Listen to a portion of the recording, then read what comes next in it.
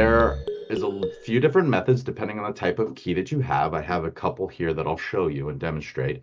But essentially, most car keys, in fact, with a few exceptions like some older BMWs, the car key battery can easily be replaced without any special tools or any special know-how. Okay.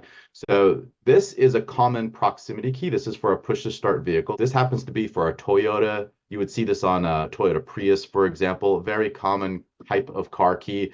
Lots of different push to start vehicles are going to have this same exact procedure. What you're going to do is remove the emergency key blade, and then you're going to open the shell. So this shell splits in half, and with Toyotas, they basically make the key as a little tool. Just stick the tip in this little slot here, right into that little slot, twist it, and the shell will open. And you have a circuit board inside. Looks like this. And on the back is the battery. So that's just the coin style battery. This is a very common size, is 1632. You can buy these on Amazon. You can buy these on our website. There's lots of different places you can buy these. They're very cheap. They're very easy.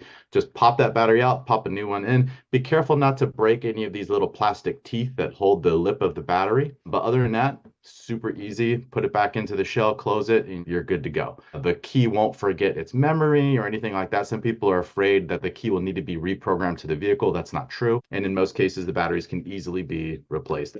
This is another common type of key. This is for a Ford. This is a remote head transponder key. So the remote portion needs power.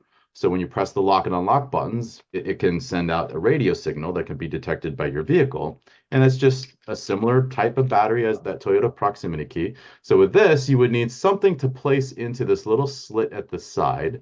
I use a flathead screwdriver. Just stick it in. Twist is usually the easiest way to pop it. And just pry the cover off. So the back cover comes off. And inside you'll see the battery. Pop it out, pop a new one in, you're good to go. Super easy.